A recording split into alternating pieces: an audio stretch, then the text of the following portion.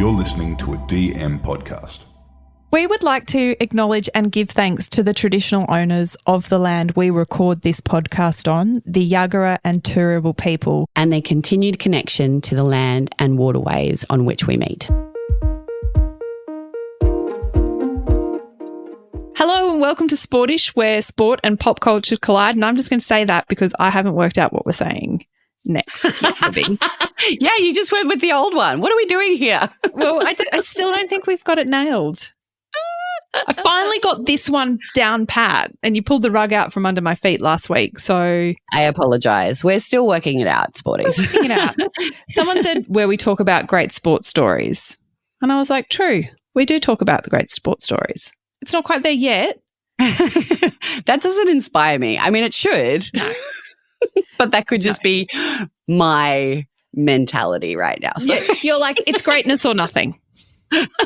Yes. Exciting news today that Sydney has been granted the 7th major marathon and the first in the Southern Hemisphere.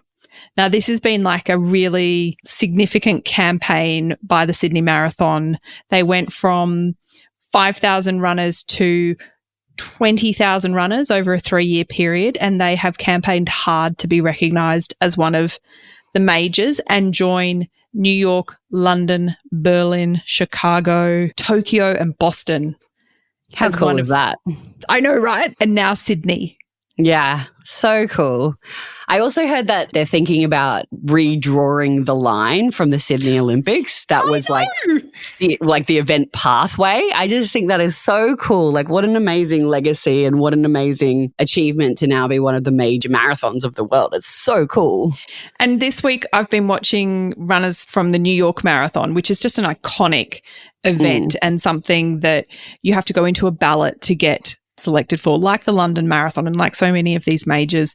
And you see the way it brings out the community, the different boroughs that you run through, the different bridges.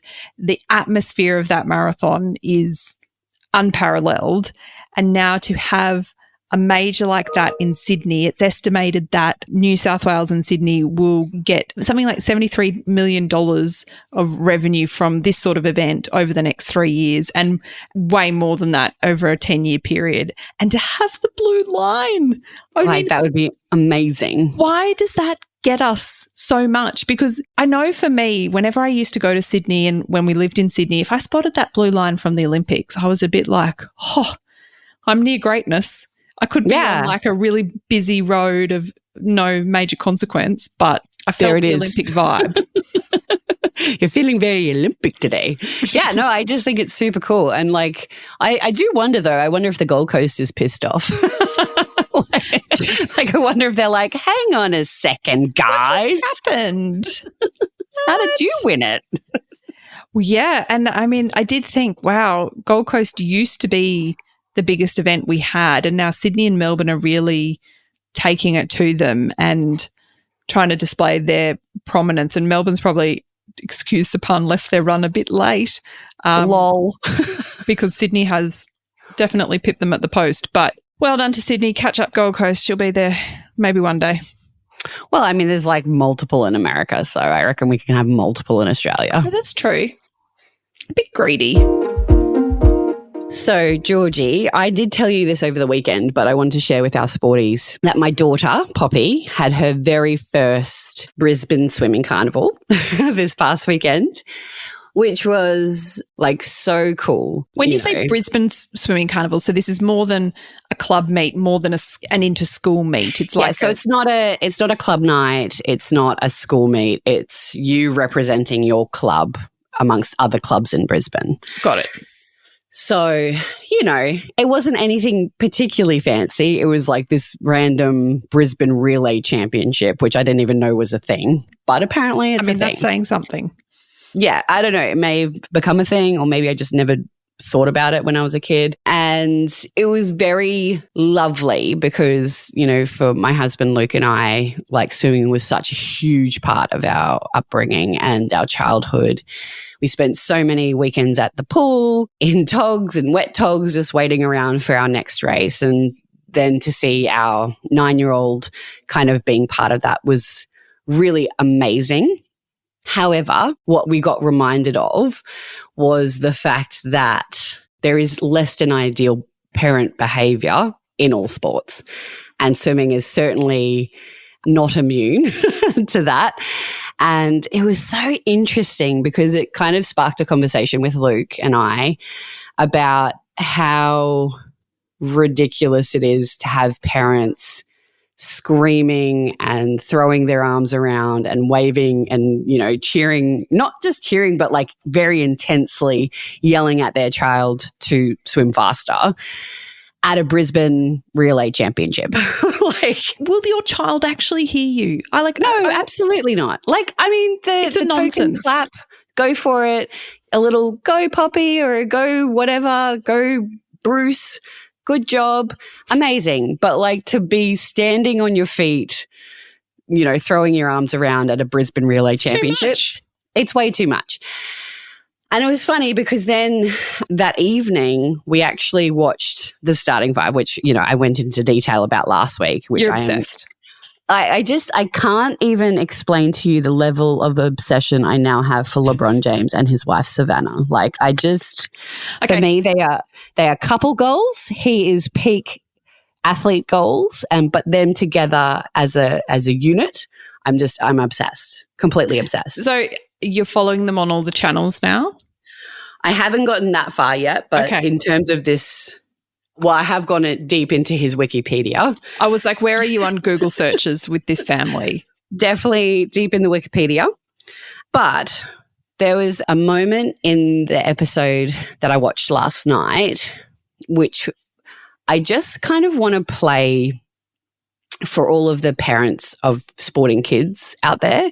Ooh. And it was that combination of seeing the parents getting way too intense about, you know, 8, 9, 10, 11, 12-year-olds swimming, and what LeBron James, who is the greatest of all time, the highest point scorer, 4-time NBA championship winner, and how he talks about his son, who is also playing in the NBA now, and what I think we should all take from it. My son's in. Yeah, let's go, boy! Your biggest supporter.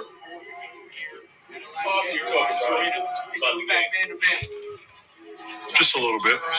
Not much. So the producer just said, how much do you talk about the basketball game to Bronny? I'll let him figure it out on his own when he wants help or asks me for help. Then I give him advice, but I'll let him figure it out on his own. I've always done that. I give my little points from time to time when I'm there, but I want to figure it out on his own. I mean, the applause was so appropriate. Yeah, right? But don't you just go, like, this is literally the best player in the world that we've ever seen.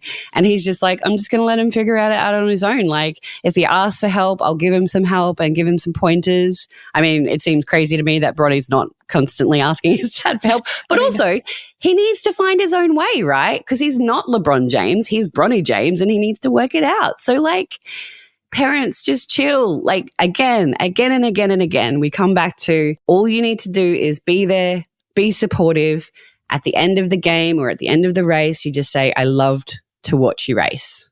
And if Libby Trickett, who is an Olympian in the discipline of swimming, can sit on a pool deck and understand all the things that her daughter could improve on and yet say nothing and just let her daughter swim, other parents can do it too.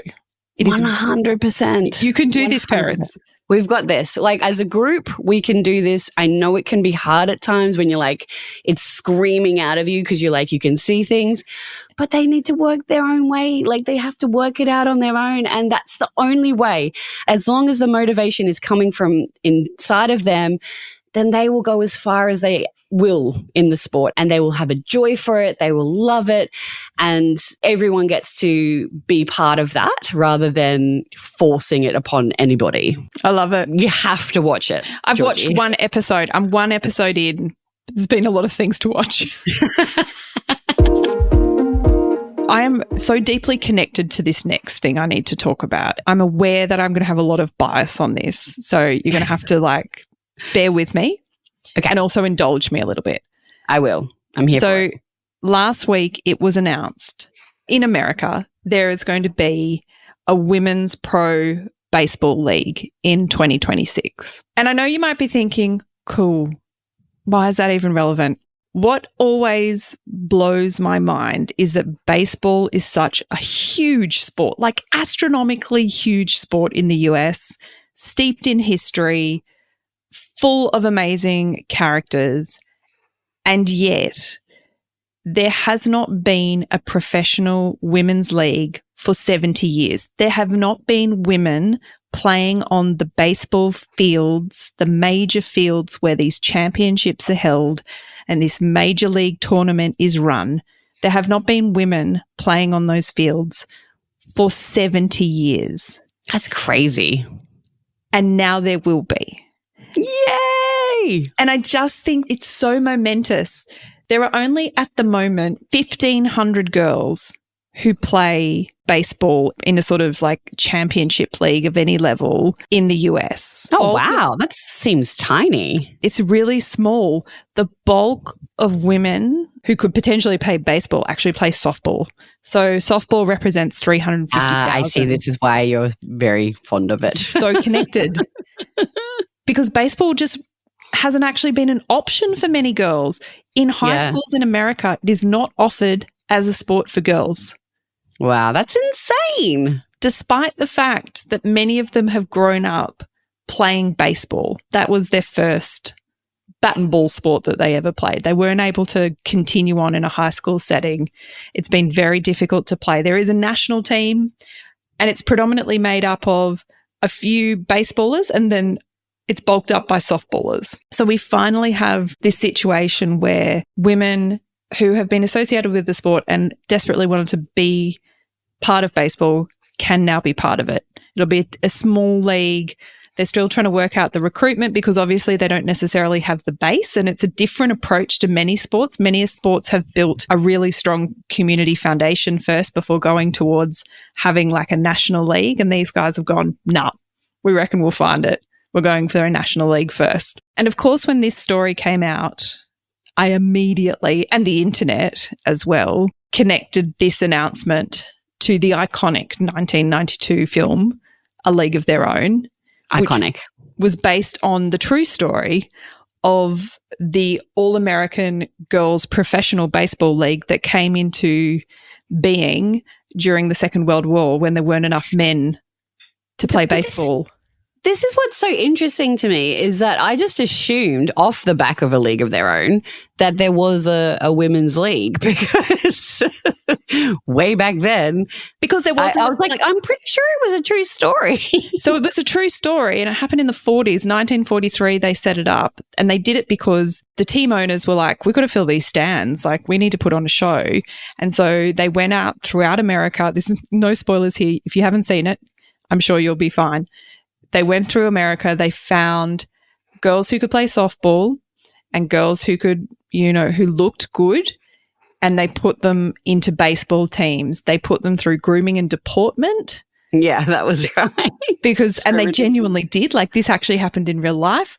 And then they put them in dresses, which if you've ever played softball or baseball, you would know just entirely impractical. Yeah. Because you're sliding and you're diving and you're getting grazes, and to do it in a dress, what a nightmare. But they did it because they wanted to draw a crowd, and they did it quite overtly because they wanted to draw a crowd, and eventually they did, and it became quite successful. But once the men started coming back from war and were able to play in the major league again, they disbanded it. So how ridiculous. I know. So on one hand, so incredibly progressive, because here we are in the 40s making women's sport the priority. Mm. And then the men came back and they're like, oh, you go back to the kitchen. Yeah, thank you for your service. Yeah. In hindsight, and if you think about it, how unbelievably progressive that in 1992 they made a movie about this, about a women's sports team, and made so many incredible actresses central characters to that narrative, and based it so beautifully on real characters. And so as the responsible parent that I am, I sat my family down on Sunday afternoon and said, we will watch this movie. This is a cultural moment. And what they think.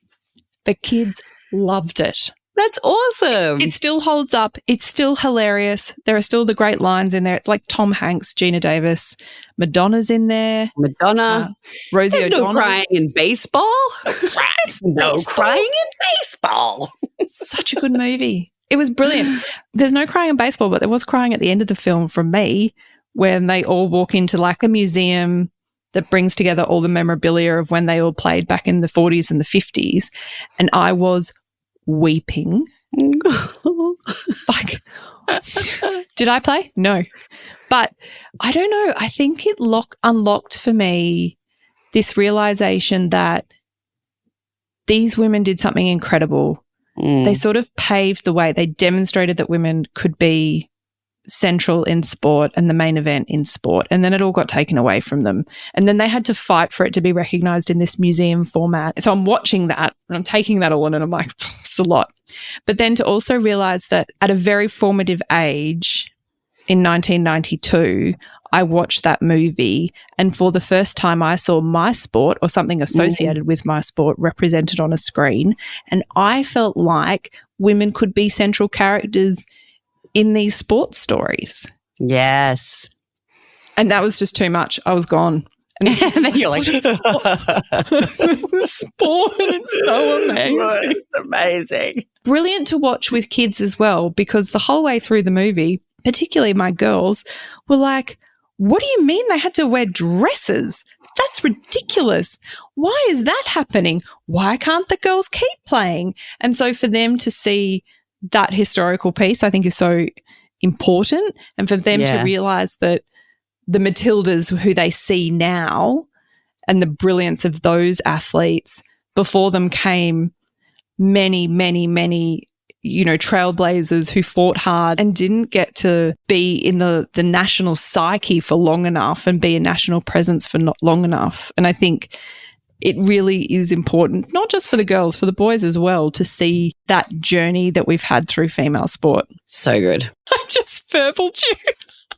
No, I loved it. That was amazing. But I just think it's interesting that it's so progressive and it's so ahead of its time, and it's like highly sexualizing women, and that's like the only reason that people went to watch. Oh, totally. Because they're all pretty girls in short skirts. Yeah, they needed that to pull the crowd in, and then when the crowd got there, they saw, well, I assume they saw the sportsmanship and the showmanship. But yeah, like horrific. And you could see the kids going, what? What is happening? It's a bit loose. And it's just so nice now that, you see women in AFLW and NRLW and the soccer and cricket and all of these sports now, that's not the central piece.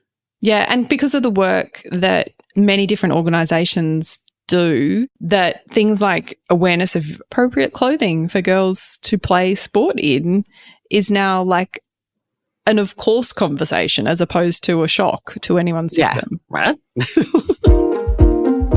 Georgie, we have such an exciting giveaway for our sporties today. So for those of you who have been following us or, follow the Embrace Hub with Taran Brumfit and Dr. Zali Yeager, we have been connected with them for quite a long time now. And I had the opportunity to create what they called an Activate Masterclass, which is all around body image in sport and how we can, as administrators, as club volunteers, as coaches, as parents, we can help support our kids, having a positive body image experience in the sporting world. And excitingly, we have gotten 5 boxes from Embrace, which is the Activate box. Georgie, what's in the box? Lots of goodies. This is a great starter kit for clubs and leagues who are looking to go on this really important body image journey. So there's a copy of Embrace Kids. There's lots of great resources that you can start to put up around your club. There's a booklet in there, and it's a great jumping off platform for you to be able to start thinking about and talking about the importance of creating safe environments for kids to play sport, particularly in the space of body image. I mean, we've only just been talking about it, like these things like uniforms and how we talk about our bodies. These are all really important factors that contribute to kids playing sport. That's in the research. We know it well. And Embrace have gone and created these amazing resources to help community clubs better support their athletes. Because as you said, like, you know, and something that we've, you know, spoken about in our podcast called Play On is how much of an impact body image has, particularly on girls, in continuing to play sport and continuing to participate, because so often coaches might make an offhand comment around a child's body, which is, as we know, super inappropriate, but people are still learning these things. And what I love about Embrace and this Activate course and this box that we're going to give away is that it teaches people how to navigate these things in a much more productive, in a much more positive way. Because, you know, as 40-something women, we have all had those experiences where someone's made a comment and you just go, oh my God, like, where do I go with this? You spiral. And this is happening to our kids. And we don't want that. We want to keep our kids in sport. We know it's the best way to manage mental health. We know it's the best way to manage social connection and, you know, feeling part of a team and all of those wonderful things that sport bring you. I particularly love, as part of these resources, there's really practical guides. Like, instead of saying this, say that. Yes. Just those ways of slightly changing how coaches, how parents, how people who sit around and in sport talk about or don't people's appearance and bodies. These are really practical, easily implementable guides as to how to do this better in the community setting. How can people win one of the boxes, Georgie? We are going to pin a post to our Instagram grid. Find the post that says Activate by Embrace Kids. Make sure you tag yourself, tag your club, and tell us why you would like to get started on this journey. We've got 5 to give away and we're going to choose them at random. I think it's a really wonderful opportunity for anyone who's involved in clubs and organizations and want to have a positive impact on the kids who are involved there. So yes, tag yourself and we'll let you know the winners. We'll also put a link in our show notes to a webinar that Embrace is going to be hosting on the 19th of November. It's free. It's open to administrators, coaches, all clubs, anyone involved in sport to step you through this program. I'll be on the call talking with Dr. Zali all about the issues that we're facing in sport and why it's so important to take a new, fresh approach on body image. Georgie, we have a voice note Hall of Famer. I'm so excited. I have to do we had a sporty who put a little message in saying something amazing that they'd seen in their local community or possibly their family. And I wrote back and I was like, oh, we're so excited to hear from you. Thank you so much. We'd love to talk about this on the podcast. Would you be interested in leaving us a voice note? It's super easy. We'd love to hear community voices. And they deleted our chat. Oh, I mean, don't do that. You can just say no, thank you. You can say no. Don't ghost us.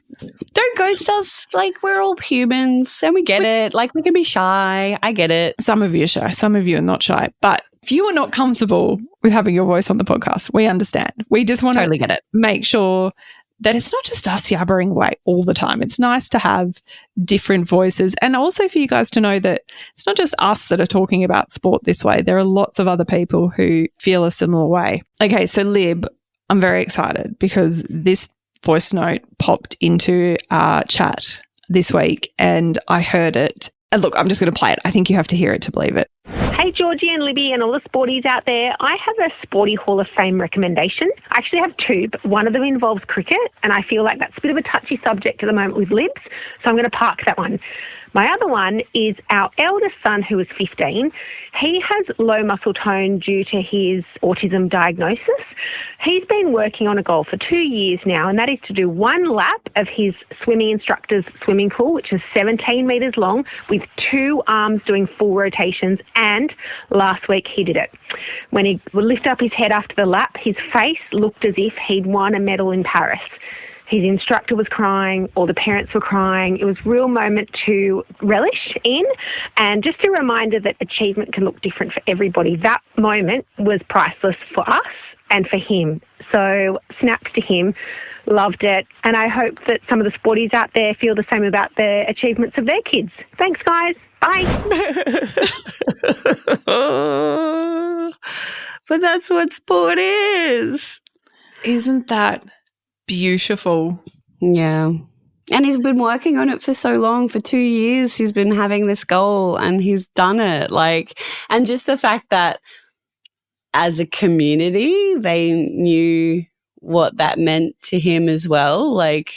But that's what sport is. That's what it needs to be. And that's the beauty of it. It's not just watching the athletes at the highest level. It's those community clubs that can see the hard work of their kids and to celebrate those wins, whatever that looks like for each of those individuals. It's just, that is the best. I can't say enough.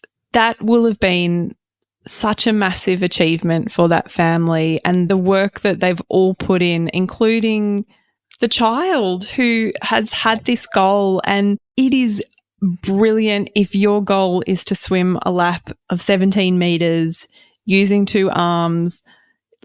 If that is your goal, that is brilliant. If you are getting in the water and giving it a go, we couldn't be more excited for you. And to, like you said, Liv, to hear that parent talk so beautifully about what it meant to her and the coach and their family, these are the sporting moments we want to celebrate. Yeah, so please, if you have anything, it can be at the highest level, it can be at your community pool, learn to swim school, let us know. We want to hear it all because, as always, we just want to celebrate the beauty and joy of sport and what it brings to everybody. Thank you so much for listening to this week's episode of Sportish. We love telling you all these different sports stories, and we will be back next week with more. Can't wait. Have a great week. See you. Bye. Bye.